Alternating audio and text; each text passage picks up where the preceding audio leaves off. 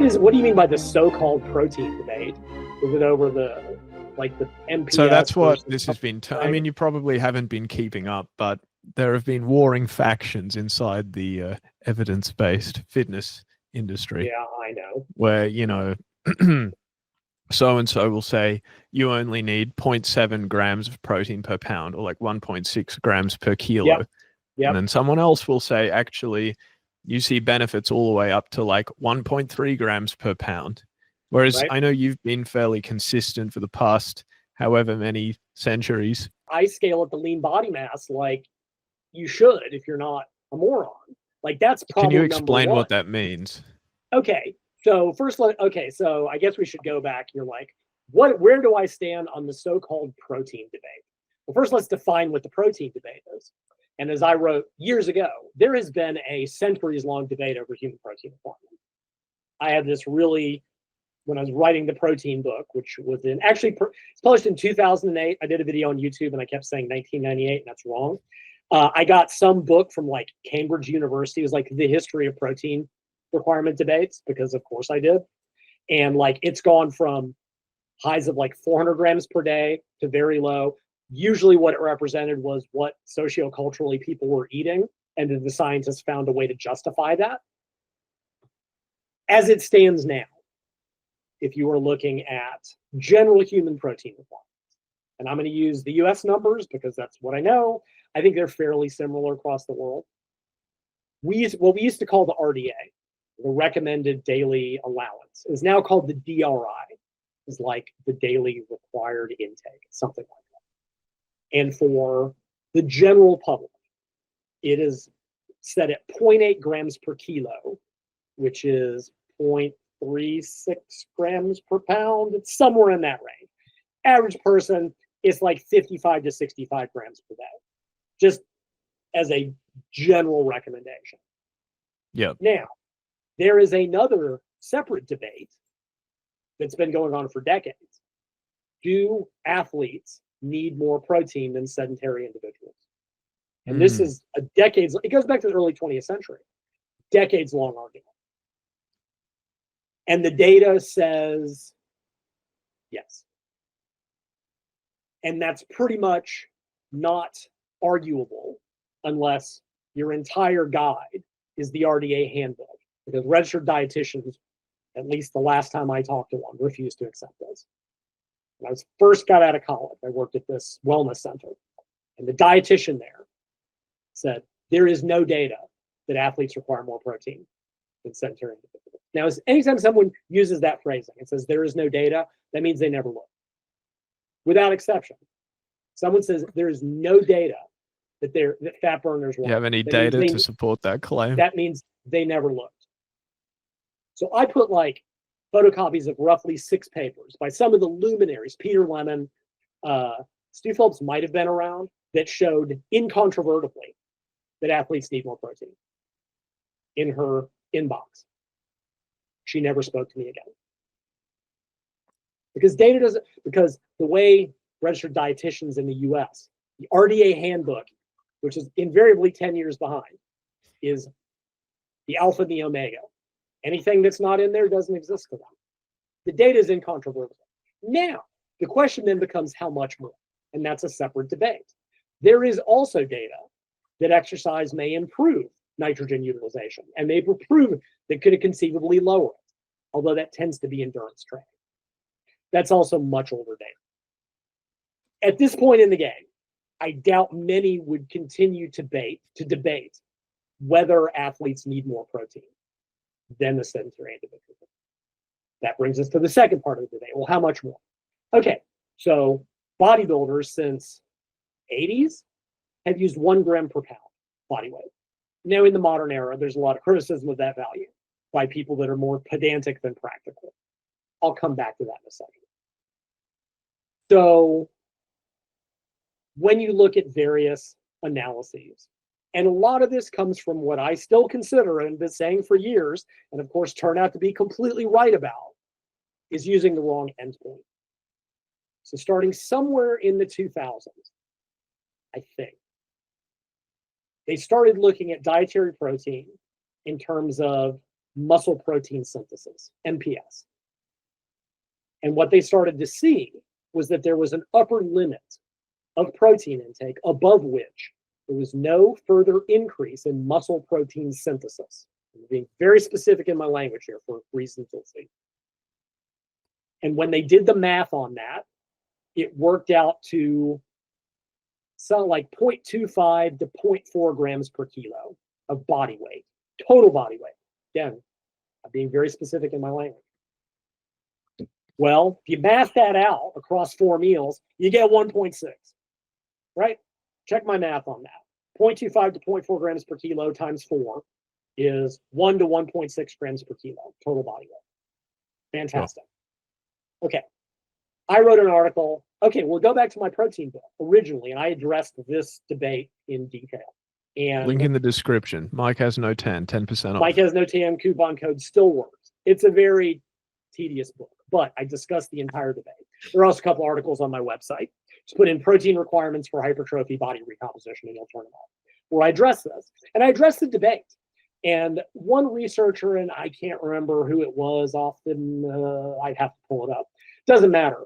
Kind of made the point. I said, look, we're looking at short-term studies in less than highly trained athletes at fairly limited endpoints. And realize I wrote this in 2008. Keep this in mind. And he said, it is conceivable, it is plausible, it is likely that there may be small advantages of higher protein intakes that accumulate over time. This is always a problem in short-term studies with less than elite athletes. What happens over 8 weeks?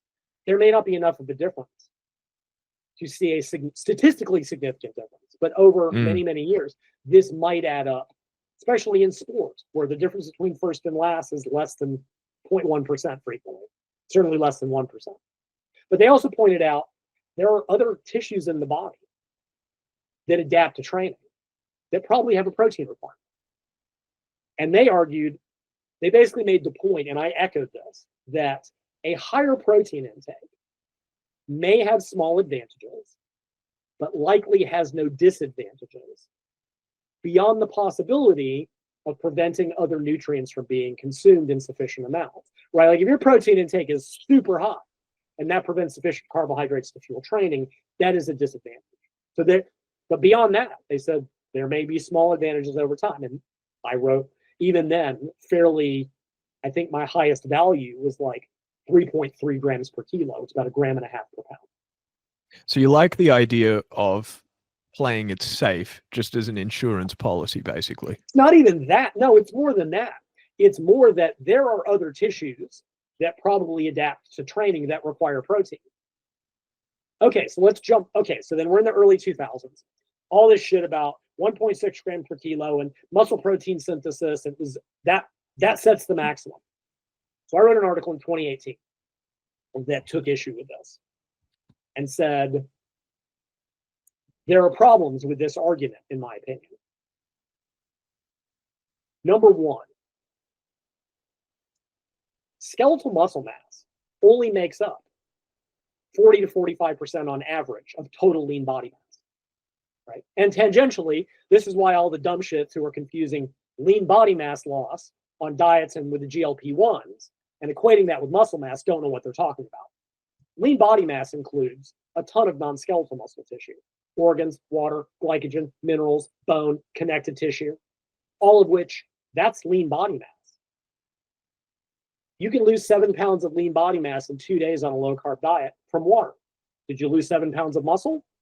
Only Milo Wolf would think that because he doesn't understand the difference, as an example. He's not alone. But there are other tissues in the body that require protein, many of which may adapt to training. Now, do we know how much they might need? No, and I never claimed that they did. So that's number one. But number two, using muscle protein synthesis as a singular endpoint is myopic. What about muscle protein breakdown? Right? Net growth, net protein balance is muscle protein synthesis minus muscle protein breakdown. So to grow, you can either increase muscle protein synthesis, decrease muscle protein breakdown, or both. You go back even further, right? So remember we were like, protein and carbs after training. And they were like, Protein amino acids stimulate muscle protein synthesis, mainly leucine and the branch chains, leucine and branch chains. Insulin inhibits protein breakdown.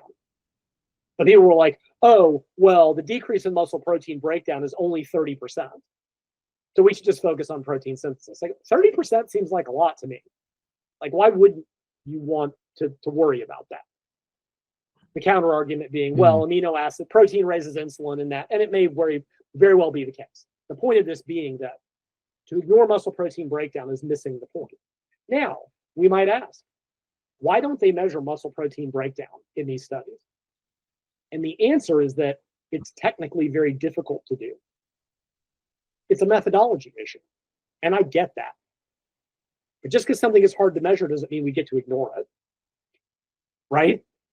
That seems like you don't just get to pretend it doesn't exist because it's hard to measure. There is likely some impact of dietary protein on protein breakdown. Now, speaking to that, there was another researcher. God, I'm going to need to pull up this article because I've forgotten all the authors' names. And they fed a metric ton of protein to these people at one time. Because what they would do these studies, and they'd be like, all right, we had them do like 3 sets of leg extensions and gave them 20 or 40 grams of whey protein. And the 40 didn't increase muscle protein synthesis more than 20. Ergo, there's an upper limit. And there is on muscle protein synthesis, this singular endpoint. Was it the Tromelin paper? No. It came out long before that. Hang on. Right. I'll get to that. Yeah, sure. Oh, it was Wolf's group. So they gave either 40 or 70 grams of protein in a single meal as beef patties. And I'm going to come back to that too. And what they found was that whole body protein breakdown was decreased. And they concluded that there is no upper limit of anabolic stimulus.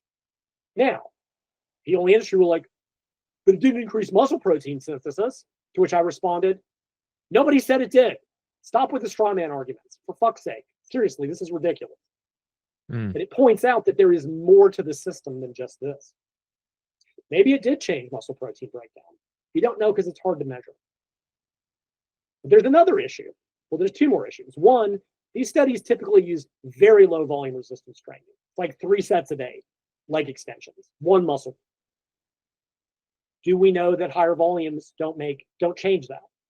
We don't know. However, there's also another issue, which is that they always give whey protein by itself to study this. It's great for control, but it's not ecological to the real world. Because we know now that there's something called the food matrix. And the other nutrients and compounds in food affect how the body utilizes them. And it's not just digestion speed, right? They showed years ago, whole milk gives a different anabolic response than skim milk, even if calories and protein are matched. Whole eggs give a different anabolic stimulus to egg white, even if calories and protein are. There are other nutrients. Whey protein is not capturing this. So we're drawing these global conclusions based on, in my opinion, a dumb endpoint, using only muscle protein synthesis and ignoring every other tissue in the body, using only whey protein in response to low volume training, to draw conclusions about a possible upper, not only per day limit, but per meal limit. And they're like, well, if 40 grams of protein maxes out muscle protein synthesis per meal, like we're right back to the bro science of 30 grams per meal from a scientific. So I wrote this article. And look, none of these are esoteric arguments, right? These are not me making up like deep, involved, made up biochemistry. These are all pretty basic arguments. And someone whose name will come up here again in a second got real butthurt about this. I didn't mention his name. He and I tied it up in my Facebook group that we punked out like they all do.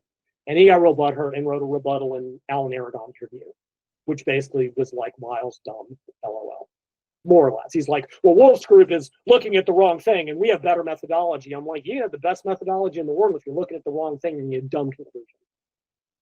He didn't like my article.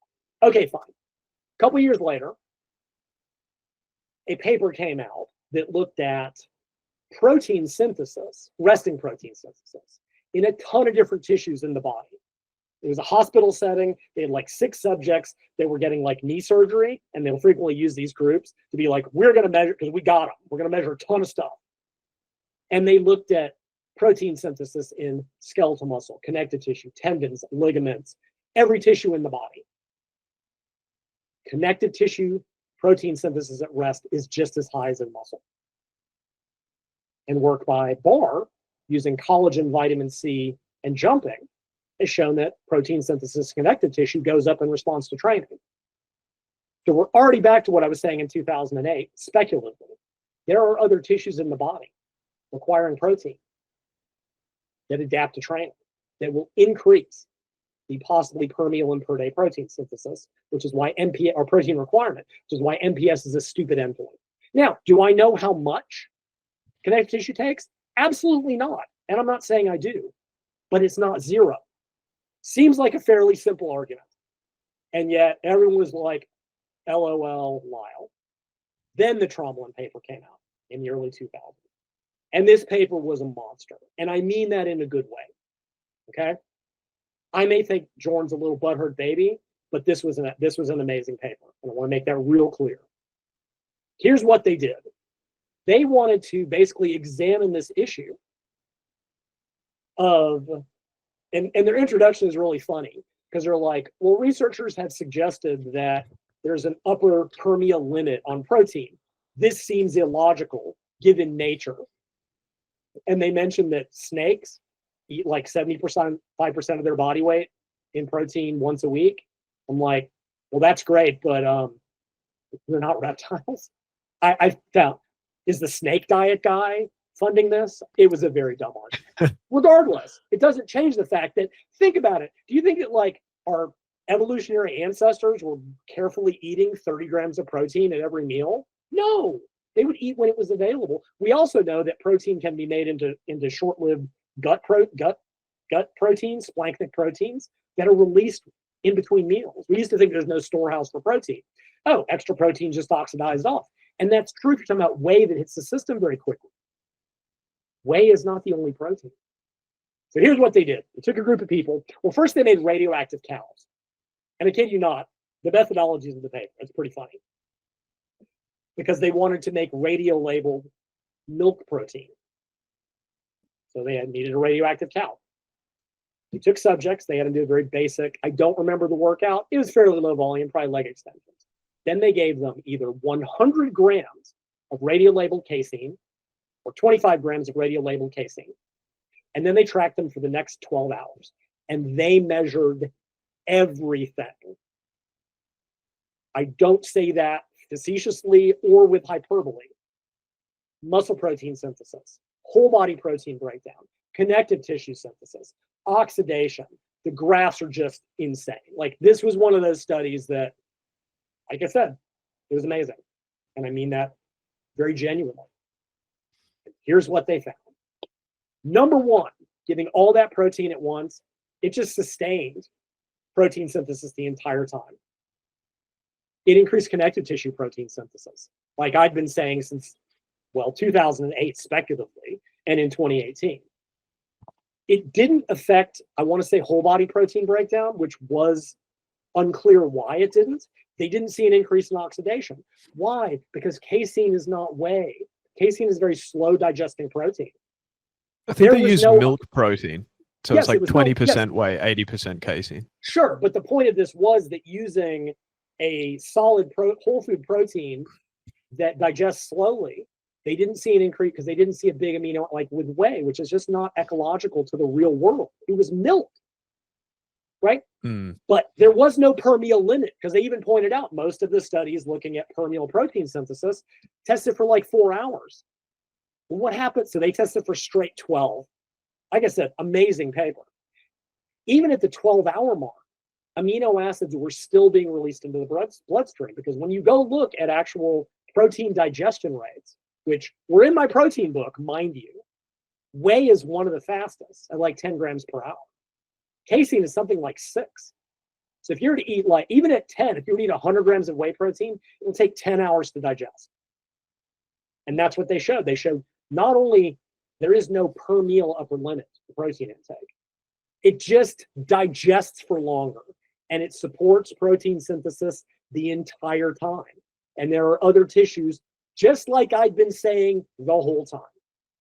Now, they concluded that there is no upper limit to protein. Now, upper limit to protein intake to support. Now, I don't agree with that because they only tested 100. Maybe at 200 something changes. At some point, maybe that's me being a pedantic twit. It doesn't change the fact that what they found supported everything I've been saying for the past 14 years. Setting an upper limit based on either a calculation or 0.4 grams per kilo per meal is the max, multiply times 4, and that's whether you get it to there. Or yes, in some of the meta-analyses, they show that, there's no improvement in muscle gain with higher protein intakes, or there's no increase in protein synthesis. Yeah, there's other tissues to consider. That's what I've been saying this all along. So that's number one. And there was a meta-analysis, depending on how you do the meta-regression, depending on how you parse statistics, that showed that, as protein intake continued to climb, there were not linear increases, but there were small additional benefits, up to presumably some upward limit. Now, there are a couple counter arguments before I come back to the lean body mass thing, which is that number one, most athletes already eat in excess of that to begin with. One of the counter arguments is like, look, most athletes already eat more protein than that in the first place, so we're quibbling about nothing. Now, that's not universally true, but there is some truth to that. Another counter argument is like, yes, we're talking about the ultimate elite athlete looking to maximize every percentage point. Does this apply to the general public? No, probably not. But we also know that increasing dietary protein helps control appetite and the protein leverage hypothesis. And there's all these other potential. It's become very evident that older individuals need more protein due to anabolic resistance. There's also no debate that when you're dieting, you need more protein. Period. That's not even, we've known that for decades.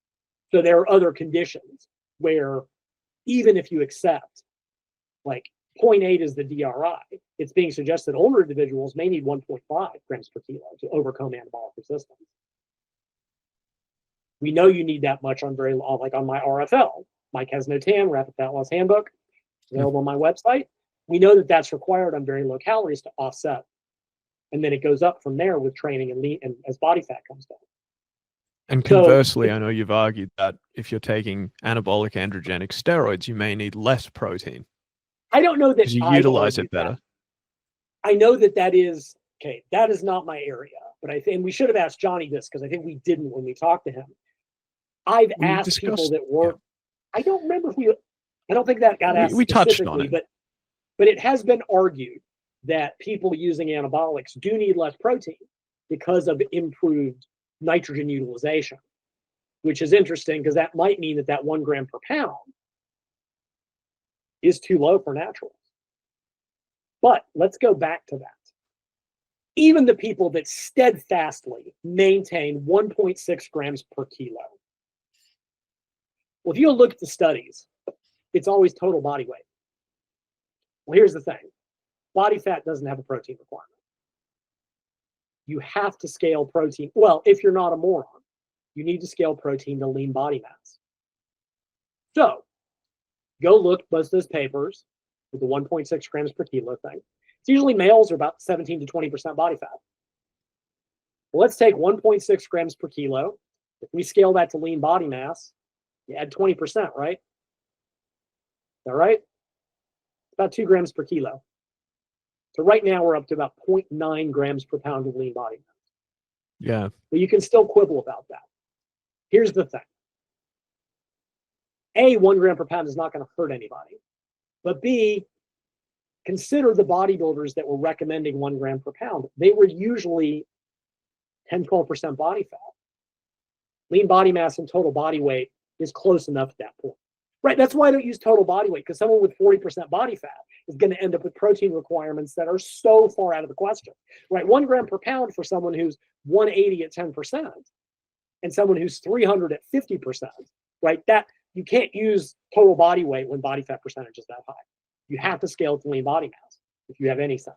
But let's face it, math is hard. Even the dumbest person on the planet can multiply their body weight by 1. Okay? I'm sorry. This pedantic mathematical quibbling over 0.9 grams per pound versus 1. Jesus Christ. 1 gram per pound saves you having to break out the calculator. for God's sake, right? So let's seriously. Also, when you scale it to lean body mass, the numbers get a lot closer than you think. Because even if you look at a lot of papers that are like 1.25 to 0.4, they're like, well, we factor in some standard deviations. They're usually like 1.6 to 2.2 grams per kilo. Well, that's a gram per pound. And if you scale it up 20% for lean body mass, about 1.2 grams per pound. For God's sakes, call it a gram per pound of lean body mass and move on with your life. And more is not going to hurt unless it keeps you from eating sufficient amounts of other nutrients. So I maintain everything I said in 2008 for all the reasons I just laid out, that the Tromblin paper showed were right all along, because of course they were. The end. So in summary, stay on the higher everybody end. Else is wrong. Yeah, it's not going to hurt you. Like, don't go nuts. I mean, at one point, I think Birkin was recommending 2 grams per pound at maintenance, which is, to me, I think that is absolutely excessive. Like, yeah, his Lean Gains Method book says, go up to 60% of your total caloric intake in protein, and he doesn't even advise a very big deficit. Yeah, it's to control appetite. Simply, it's really hard to overeat protein. It's really hard to do. It's really easy to overeat carbs. I'm pretty sure that was a appetite control thing more than anything. But like, I would consider that excessive. I think the highest I think I've ever talked about the thermic effect of food. Yeah, whatever. So you'll get, if you're a little more fat loss for the same calories. If you're comparing most of your massive extremes, right? When you look at thermic effect of food, it adds up to nothing, right? Fat is about 3%. You eat 100 calories of fat, you burn 3 calories. I've seen people like, oh, carbs, thermic effect of food. I'm like, yeah, 6%.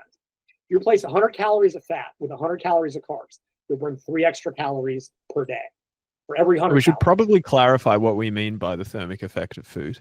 It's the calories that you're burned during digestion and metabolism that get burned off for energy. It's 3% for fats, 6% for carbs. The difference is microscopic. Even if you were to exchange 2,000 calories of carbs with 2,000 calories of fat with 2,000 calories of carbs, you would burn 3% more. It's irrelevant. Now, protein can be anywhere from 15 to 25%. That can start to add up. If you were to place 100 calories of carbs with 100 calories of protein, you will burn, at a maximum 20 calories more. So yeah, if you were to replace like all of your carbs with protein, you might get a couple hundred extra calories per day. Maybe. You probably also eat less. But it's only at the extremes that this stuff starts to happen. And hey, the new sugar diet is claiming that you can raise metabolism due to FGF21, and we're not getting into that. But whatever. Yeah, so Martin was way higher than I like. Okay, and yes, in the original RFL, I know I did recommend 2 grams per pound lean body mass for very lean weight training. I've actually scaled that back. I think 1.5 grams per pound lean body mass, even under big deficits, is plenty. And if you go look at Eric Helm's review paper from years ago, that's pretty much what he concluded for lean dieting bodybuilders. Only, a decade after my book. So you argue protein needs go up in a deficit. Would you argue conversely that they go down in a surplus? You can absolutely make that argument. Certainly, I don't usually fool with it, because who wants to do that math? For just fix your protein at an appropriate level, and just don't worry about it. It's just it's too much easy of a to hassle. get in protein in a surplus. Yeah, exactly. Yes, exactly. Like foods that are high in carbohydrates, you get protein in. You're going to get some, right. They're going to be tag-alongs no matter what you do. Yeah. Often people on like UD2 carb loads. Mike has no tan. Go look up our when we Look talk like to Larry Scheich Jr. People would often complain. They're like, I can't keep my protein low enough on the carb loads, because even a bagel has like 4, 5, 6 grams of protein. By the time you're like me and you're eating 2 bags of bagels, right? You're already, that's 70 grams of protein right there on top of their. Yeah. Like, if anything, protein intake is hard to keep down. So I just tell people not to worry about it. So that's where I stand on the protein debate, which is that what I've been saying since 2008. I stand by that. I'd rather someone be on decided a little too much than a little too little. Yep, There are as insurance. obviously other tissues. There are obviously other tissues in the body that require protein and adapt to training, even if we can't quantify how much. But it's certainly it's a non-zero value. And by the time you scale this all to lean body mass in the first place, these supposed discrepancies between these recommendations rapidly go away. Yeah, and I've got it right here. Even that 2022 Nunes paper, the systematic review and meta-analysis of protein intake, stated that like past meta-analyses had found basically varying conclusions when examining protein intake's effects on, muscle growth. Yeah. So given the wide variability in the research, it may be advisable to stick to the higher end of the protein intake just to be on the safe side. Yes, like I said, won't hurt, might help, for an industry that's so concerned about the extra 0.05%, which it does, again, for the average person, does it matter? Probably not, but why wouldn't you? There's no harm can come of it, especially since there's like all this supposed, I still see papers that are like high protein intakes, what are the risks? Like if there were any, we probably would have seen them by now. There was going to be an increase of incidence of kidney failure among bodybuilders. I think we would have seen it 7 years later, and objectively it doesn't occur. So yeah, so that's where I stand on it. All right, let's move on. Yeah. I guess it's one final question. Would you argue, based on the findings in the Tromelin paper from 2023, that casein is a better general protein source than whey? Well, yes and no. And I discussed this intensely in the protein book, because that was, there was the paper, the Biolo paper is what changed it all. That's what introduced fast and slow proteins to this industry, right? And so after training, they gave either casein or whey. And what they found was that the whey protein hit the bloodstream very quickly and then tapered off. And the casein actually hit as quickly, just with not as big of a peak. And then was more sustained because it's more slower digesting. And it suggested that whey protein stimulated protein synthesis better, casein inhibited protein breakdown better, ergo possibly using a fast protein after training and slower proteins at other times of the day, etc. And then there's milk protein isolate. Actually, casein is not 20% whey. You're thinking of milk protein isolate, which is milk. That's what was in the cows. Casein is, there's whey protein, there's casein protein, which is this chalky ass milk subfraction. Then milk protein isolate is 20% whey, 80% casein. And I talked about that in that book, and I'm like, that might give the best of all worlds, right? Where you're giving, you're getting some whey, you're getting some casein. Whole foods all digest more slowly than that. And I've got a chart in my book that has the different. We got into all that stuff with fast and slow proteins. I think it only matters when you're looking at studies giving 20 or 40 grams of whey protein in isolation after 3 sets of leg extensions and measuring shit for 5 hours. Clearly that leads to, because it was funny, there was a criticism of the Tromelin paper, little editorial, that didn't like the idea that just having one giant bolus meal could get it done. And they're like, well, this paper that compared a spread pattern to a bolus pattern, by bolus I mean giving all the protein at once. Yep. It gave 20 grams 4 times a day versus 80 once a day, and it showed a difference. And it was whey protein at every meal. Well, yeah, but they were so determined to not like this new finding. They're like, yeah, but you've just identified the problem. Giving a fast-acting small amount of whey protein 4 times a day is not ecological. If you eat 200 grams of protein at dinner, if you do 1 meal a day, you would eat 200 grams at midnight. It will take at least 20 hours to digest. The highest rate I found was 10 grams an hour, I think. And most proteins are slower than that. Now, it is important to note, when you eat large amounts of food, and this does occur for protein, carbs, and fats, digestion rate does increase by about 20%, if I recall, which is why, because if you look at these numbers, right, like let's go backwards. Like, okay, well, if 100 grams of protein takes 12 hours to digest, doesn't that mean that there's a per day limit? Should be the limit of digestion speed, right? How are these gigantic dudes eating 400 grams of protein and utilizing it, even at 200 pounds body weight? Like, well, because digestion does speed up when you eat a lot of the time. So a single meal study cannot determine that. But if they'd done 200 grams of protein, it would have been digesting for at least 20 hours. This is why all this meal patterning, all this stuff doesn't matter. And the studies show that intermittent fasting patterns, and I think they've actually studied lean gains in one paper. There was no difference in muscle gain outside of calorie intake, because it doesn't matter if you're eating a ton of whole food protein. It is taking forever. This is why this whole thing, like, you must eat protein every 3 hours, your muscle fall. No, eat 100 grams of steak at breakfast, or eggs, or whole food protein. It's going to be digesting at like 8 a.m. It's going to be digesting till like 6 p.m. You're good.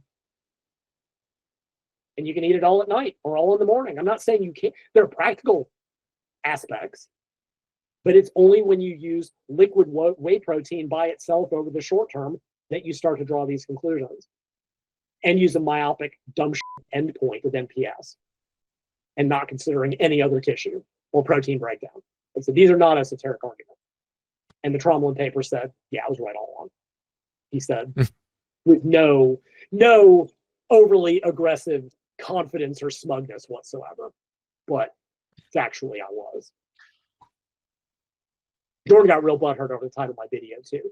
The author claims that he has been making these arguments since No, the author doesn't claim anything. Provably, I've been saying this since 2008. And you can go back to my original protein book and see this exact same argument. So, but whatever. More drama. Anyway, moving on. Thank you very much. Protein good. That's all. Protein good. Protein TLDW. Protein good. Yeah. I think the next logical question is, the post-workout anabolic window an actual thing?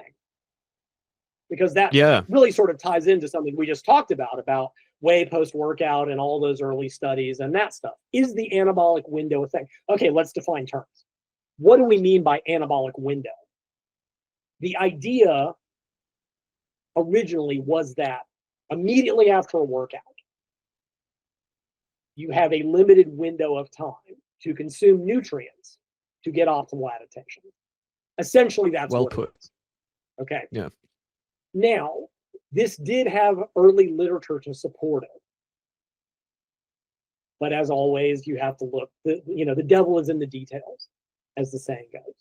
Right? So we go back way back when there was a paper by Zawadzki in the early 90s. It's really amazing. As I'm getting older, I can remember papers from my 20s and 30s.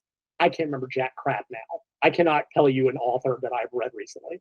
My memory is failing. It's getting really bad. Anyway, and he showed that giving protein and carbs immediately after training, I want to say, gave a better response than either one in isolation. This is part of the whole, let's combine the two to get an optimal anabolic response. But there was research that had shown, for example, if you train, that waiting even 2 hours to consume protein gave a decreased anabolic response. Because we know that after training, both muscle protein synthesis and protein breakdown are both increased. Protein turnover is increased. So what these studies seem to find was that if you did not provide nutrients immediately, I think it was like within an hour, and then they waited a couple hours, you got a worse response. Boom, the anabolic window is born. That was a thing for the longest time. Because if you were hardcore, if you weren't drinking your protein and carb drink, walking out of the gym, you were a noob. Clearly, the workout was failed. Your muscles would fall off. You'd lost all your gains. And then more data showed up, and we found out that it's context specific. A lot of those studies were having the people train fasted, meaning they had no nutrients in their system at all. And I'm sure they tried to control the meal before the night before, but whatever.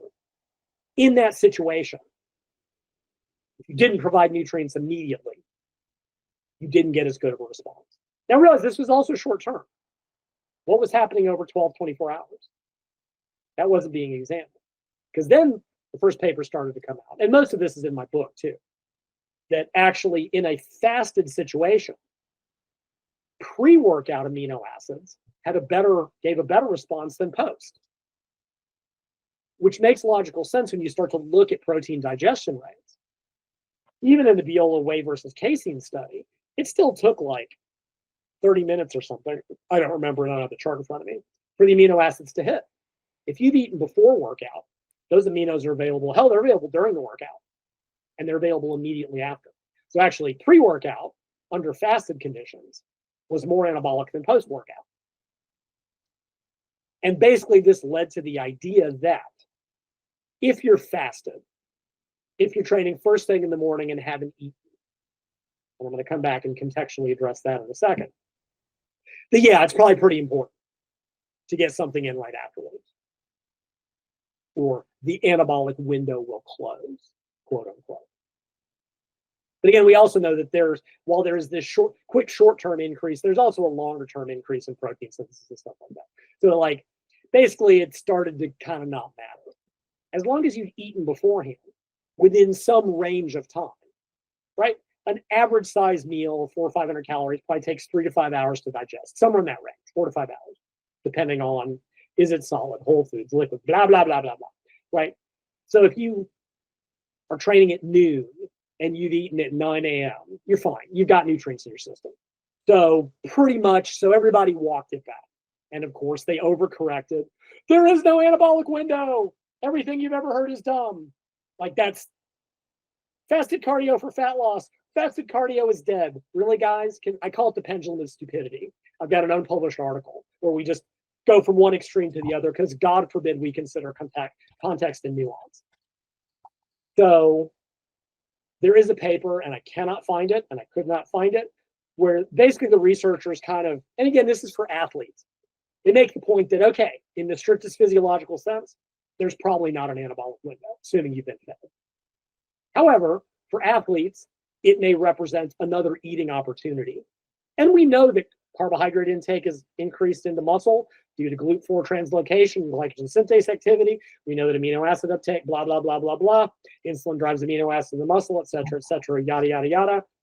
They basically said this still represents an opportunity for athletes to eat, to get sufficient calories and nutrients. So even if it is not required in a physiological sense, it may be beneficial in that sense. Sure. And it's hard to argue against that, right?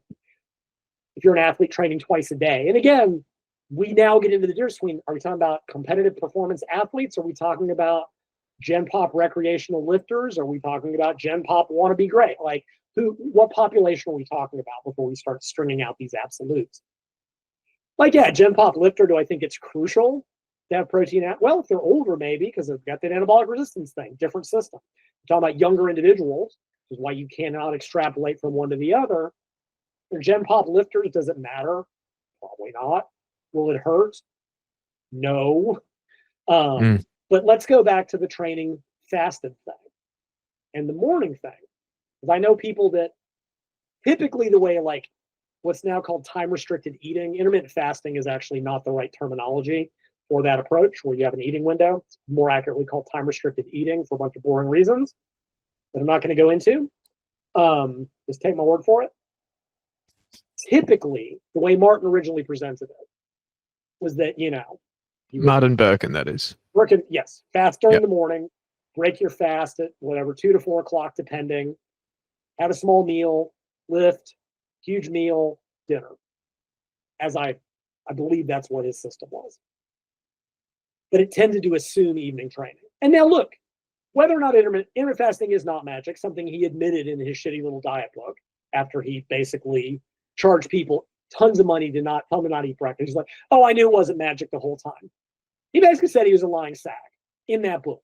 And it was like, best book ever. Okay, cool, whatever. Anyway, there is logic in terms of calorie. Could review it one day, actually. And nutrient That'd be a good uptake. video. I'd have to read it. Yeah, I'm not going to bother. I've skimmed it. No, like I can do it, like solo. Yeah, and it just like whatever. Took him 10 years to tell you to eat 2 grams per pound of protein and some fruit. Really? It's the best you can do, huh? And 80 pages of self-aggrandizing life story. Cool story, bro. Anyway, there is logic to that, of clustering calories around training and calorie partitioning and blah, blah, blah. But there were people that were training first thing in the morning fasted, but not eating until the evening. And at face value, that seems problematic. But within the context of the Tromelin paper and digestion rates, if these people with an evening eating window, if they're eating 1,000 calories at 8 o'clock at night, they've got nutrients in their bloodstream when they train because they are still absorbing that food. And that's why it works. And that's why all this meal timing and meal frequency, you're eating sufficient amounts of whole food, it doesn't make a crap's worth of difference. Because when you start to think about real world digestion speeds. So does the anabolic window exist? If you have not had any nutrients in your system for a few hours and train fasted, yeah, you should definitely get something right afterwards. And it should be fast digesting. Definitely. Absolutely. I don't think anybody would argue that. And if they do, they're wrong. If you've eaten a few hours beforehand, take it or leave it. It gives you the opportunity to get a couple hundred extra calories. Cool. If you're not going to eat for a couple hours, also cool. If you're an athlete that has to train again in 6 hours, absolutely eat because you have limited time to recover. If you're doing time restricted eating and you eat or OMAD and you've eaten 2,000 calories at 10 o'clock, you're fine. Or 8 o'clock, you're fine. Because that food's not done till noon of the next day. Right. So context, nuance. I know that's a crazy idea, but I guess you can't share that on Instagram. The anabolic window is dead. Why? Because people have repeated it until it became true. Except that it's only true except when it isn't true. Cool. Thank you.